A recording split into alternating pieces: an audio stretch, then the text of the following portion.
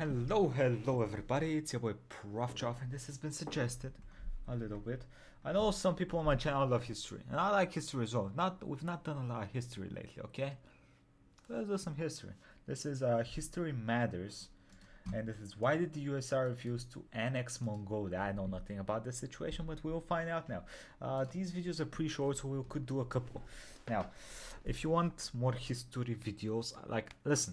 The way I judge what content to put more on my channel is I look at how well the video did, like, subscribes, all that good shit helps. Okay, so if you want more history stuff, comment, like, good old shit. Throughout history, YouTube it's been rare for stuff. a country to request to be annexed. It's even rarer for the answer to that question to be no.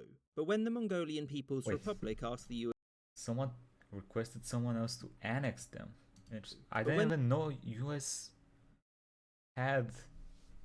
Oh, it's the USSR. Okay. The Mongolian People's Republic asked the USSR several times to be incorporated into it, the answer was always that. Which raises the obvious question.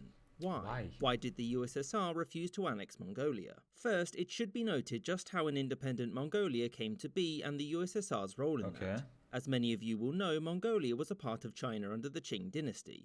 That wasn't until it all, to use a technical term, went to hell and Mongolia declared its independence in 1911. It was briefly reincorporated into the new Republic of China in 1919 before declaring its independence again 2 years later. At this point, the Russian Civil War was well underway and it soon spilled over into Mongolia and it was occupied by communist troops. Now, the new USSR did agree with the Chinese that Mongolia was still a rightful part of China. After a series of talks in 1924, the Soviets agreed to withdraw, but the timetable for this would be set at another meeting, except for one issue. The USSR was now under new mustachioed leadership who simply opted to postpone the meeting to Monday the 4th of Never and then created a communist government in Mongolia. Monday the 4th of Never. From its inception, communist Mongolia was a Soviet puppet state. However, unlike its neighbour... One of the many, including someone reacting to this video's own country. The north, the Tuvan People's Republic, Mongolia wasn't annexed into the USSR, and the primary reason for this was to avoid war both with China and also Japan. From 1952 onwards, Mongolia was ruled by a man called Yumjaglin Sedambal. Look, I'm not even going to pretend that pronunciation was any good. Sedambal, over the course of his premiership, asked to be incorporated into the USSR at least 6 times, and each and every time the answer was no.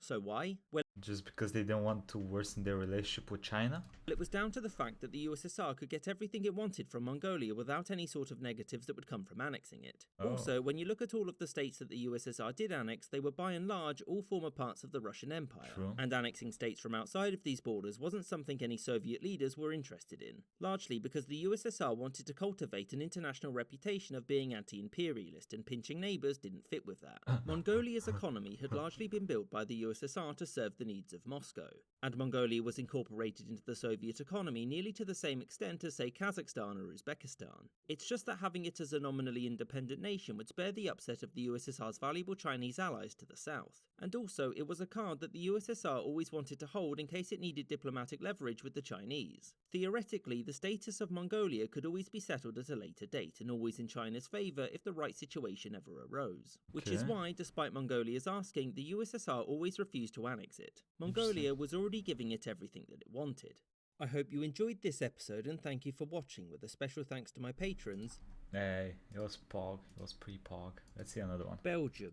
Why does Belgium exist? That's a little fucked up for the Belgian people, but we shall see. It's a country which often has to justify its own existence. Sandwiched between France, Germany and the Netherlands, its population is its own existence. Why though? Sandwiched between France, Germany and the Netherlands, its population is divided amongst those who speak, well, French, German and Dutch. Since about 6 seconds after its foundation, other nations have often spoke of dividing Belgium up. So given how often its existence has both been questioned and threatened, there's an obvious question to answer. Why does Belgium exist? The first thing to answer is how Belgium came into existence in the first place. After the Napoleonic Wars, Europe was a drastically changed continent, and one of the major changes that occurred was that the Austrian Netherlands was incorporated into the brand new United Kingdom of the Netherlands. King William I of the Netherlands was a Protestant who had little interest in preserving the rights of the South's Catholic residents. He used much of the South's industrialised economy to fund the North, and he was also a bit of a despot. This was obviously a problem, and in 1830, when riots broke out, talk soon turned to secession. William tried to crush the revolt, but many troops in the south quickly defected. William needed help, and so he asked the Great Powers for assistance. And the Great Powers did help, but they helped the South and recognized the new country's independence, and the new country was called Belgium. So they helped, but they didn't help him. The one that asked for.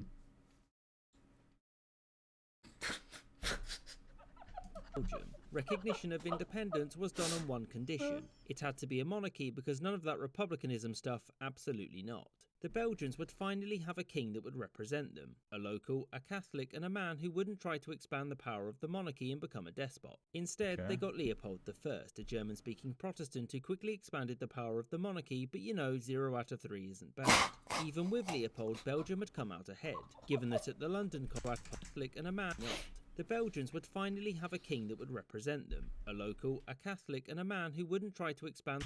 A local, a German, a Catholic, not Parliament. He was Parliament. The power of the monarchy and become a despot. Instead, they got Leopold I, a German-speaking Protestant who quickly expanded the power of the monarchy, but 0 out of 3 isn't bad. Even with Leopold, Belgium had come out ahead, given that at the London Conference, France had proposed that Belgium be divided between its neighbours. This was the Talleyrand plan and was rejected by the British because France can't have nice things had been British foreign policy.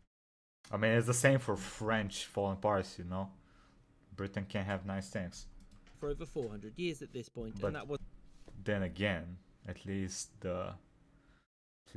Britain did not sell 16-year-old war heroes over to France, did they? Wasn't going to change anytime Female soon. war heroes. Also to Britain, Belgium was seen as an important buffer state that would limit the scale of any future Franco-Prussian war, in theory. William I didn't accept Belgian independence and so invaded in 1831, but the French came to the Belgians' aid and sent the Dutch packing. In 1839, William accepted Belgian independence. So if I'm getting this right, came to the Belgians' aid Belgium, and sent the Dutch. If it gets attacked by the North, they can request help by the South. If it gets attacked by the South, they can request help by the North. Because everyone around Belgium hate each other. Packing. In 1839, William accepted Belgian independence and the Netherlands would never again try to reclaim the South, which now included this land from Luxembourg. And it was also in this year that Britain guaranteed Belgian neutrality. Immediately after Belgium's formation, tensions arose between the Dutch-speaking population in the north, the Flemish, and the French-speaking southerners, the Walloons, whose language was the official language of the state. The initial hope was to get northerners over time to speak French, but fun fact, no. Tensions between the two groups would rise, but the threat to dissolve Belgium never went anywhere since both peoples largely saw unity within Belgium as better than the alternatives. So what about any future threats? Finding out why Belgium exists in the first place isn't the same as asking why it still exists. And the fledgling nation wasn't without its concerns. French and German leaders coveted parts of Belgium in the late 19th and early 20th centuries, but the British guarantee and a fear of upsetting the balance of power stopped any action. It wasn't until World War I that the second tangible threat to Belgium's existence occurred when German troops crossed into the country in order to get to France. Germany occupied most of the country, and after the war the plan was for these areas to be annexed into Germany, and these areas would become a rump state under a new monarchy. Towards the end of the war, Germany made a concession on these demands and would respect Belgian independence so long as it was split into two nations. The northern Flemish one being aligned with Germany, who would gain Antwerp. This never happened because, obviously, and Germany eventually lost the war. Belgium then got to sit at the winners' table and was even given this territory from Germany. Although at first Belgium had made much larger demands, because it wanted to annex Luxembourg and to take territory from the neutral Dutch, since apparently Belgium holds a grudge. The last threat to Belgian existence came. Can you blame them for holding a grudge though? During World War II. They were like, hey, we kind of like your land, so we're gonna come and take. When it was conquered. It was originally administered as a single unit along with a chunk of northern France, but Hitler had very little in the way of concrete plans. The Belgian collaborators had hoped for Belgium to be split like this, with Flanders being merged with the Netherlands. Yet Germany was unwilling and unable to do this since it was busy losing the war. In late 1944, Germany then formally annexed Belgium, a plan. I love this dude's humor. His humor is amazing. Since it was busy with a chunk of northern France, but Hitler had very little in the way of concrete plans. The Belgian collaborators had hoped for Belgium to be split like this, with Flanders being merged with the Netherlands. Yet Germany was unwilling and unable to do this since it was busy losing the war. In late 1944, Germany then formally annexed Belgium, a plan which had one snag: it had already been liberated, and so that's not how that works. No other nation would threaten Belgian existence thereafter, and all attempts to split the state would from then on be internal in nature. Belgium's Nice. existence is actually quite remarkable, given that it spent one of the most dangerous periods in European history sandwiched between two nations that really liked annexing things. In the end, the Belgian people would find union together, despite their differences, much more compelling than any of the alternatives, and that is why Belgium exists. Nice. I hope you enjoyed this episode, and a I special did, buddy. Should we do one more? How long? Oh, it's only been 10 minutes here. Okay, why does Luxembourg exist? Cicero's finest hour. Yeah, let's do why does Luxembourg exist. Luxembourg. Okay. It's a nation which sits in an important Yes. location between the French, German and Dutch-speaking Okay. worlds. It's also not a very large country with a very small population, especially when compared to the major nations and kingdoms which have flanked it throughout its life. This raises an obvious question. Why does Why? Luxembourg exist, and why wasn't it incorporated into its larger neighbours? So, German Luxembourg has been geographically important since the Middle Ages, back when it was a duchy and a part of the Holy Roman Empire. As of 1475, Luxembourg was in a union with the Duchy of Burgundy, and it was Okay. ruled by a man called Charles the Bold, whom the King of France was not a fan of due to Charles's immense influence there. In 1477, Charles did the French king a solid and died, and it took a whole 6 seconds for France to pounce and take these lands. To protect the remainder, Charles's sole heir, Mary, was married to the future Holy Roman Emperor Maximilian Habsburg. The remaining areas were consolidated and Luxembourg was incorporated into what's called the Habsburg Netherlands. These remained under the direct control of the Holy Roman Emperor until the 16th century, when Charles V abdicated the throne, giving them to Spain. It wasn't long until the Dutch decided that this arrangement wasn't for them, and so off they went, leaving Luxembourg as a part of the remaining Spanish Netherlands. In the 17th century, war with Spanish France saw Netherlands. Luxembourg shrink again, and after the War of the Spanish Succession, it got handed over to Austria.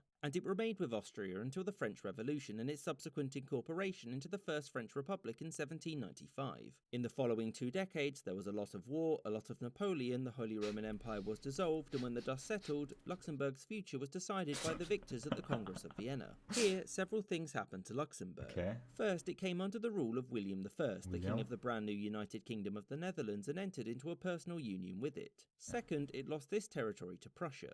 Third, it was brought into the German Confederation, the sort of successor to the Holy Roman Empire. How many times has Luxembourg been brought into something? What the which gave it a sort of And mixed this is even before the World Wars, where it's probably been part of everything. All the constitution, time. with the Jesus nation Christ. being ran by William's Dutch administrators and defended or occupied by Prussian troops. And fourth, to make Okay. up for all of this, the Duchy of Luxembourg became the Grand Duchy of Luxembourg, because that way William Why couldn't not? complain. Now, it wasn't long until the United Kingdom of the Netherlands broke up, with Belgium leaving and taking this massive chunk of Luxembourg with it, giving it its modern borders. It stayed under the control of the Dutch king, who soon found himself in serious financial problems. Broke. To the rescue came Napoleon III, who Oh, in no. 1867 offered him a bunch of cash for Luxembourg, which he accepted. Now, Otto von Bismarck, the sold it. Chancellor of the North German Confederation, objected. To prevent sold war, it. Britain and Russia arbitrated and came up with a solution. This saw Luxembourg remain independent and further declare itself to be forever neutral. It would Okay. remain under the control of the Dutch monarchy, and it was also ordered that North I wonder how long that forever neutral is gonna go for. German troops would withdraw, and in return Berlin would get extra economic concessions. Luxembourg would continue to be ruled by the Dutch monarchy until Wilhelmina took the throne in 1890. The Grand Wilhelmina? Duchy didn't permit for women in its line of succession, and so it went to Adolf of Nassau. This state of now independent neutrality remained until 1914, when German troops invaded and World War I. After the war, the Entente didn't really know what to do with Luxembourg, except for the Belgians, who really wanted to annex it. The French said no, and the remaining members reaffirmed Luxembourgish neutrality in 1920, which would last a whopping 20 years. This time, when the Germans came knocking for a second time, Luxembourg wasn't just occupied but also incorporated into Germany itself. This of course wouldn't last because Germany lost the Second World War and Luxembourg was restored, and it would remain independent to this day. Although it would renounce its permanent neutrality, Hey, Luxembourg was Bulgaria is restored and it green. would remain independent We are green. to this day. Although it would renounce its permanent neutrality and became a hate member you. of NATO and the European Economic Community shortly afterwards. And that is how Luxembourg still exists. I hope you enjoyed this episode, and a did. special thanks to my patrons: James Bizanet, The Pastry Section, Danny Maloney, Marvin Cassow, Kelly Moneymaker, Rob Waterhouse, John Bizquez, Mo, James Castaneda, Aaron the White, Okay, well, speaking of thanking the patrons, quick thank you to Pedro Martinez, Clans, Koyan, Rob, Barry, Swast, Eric Fury, Chicken 53, Senior Hilter, Lemon Moon, Akma, Dash, Ronic, Na, James Bizonet, Ryuka, Hideki, 25. Thank you all. Quick thanks. Bye-bye, everybody.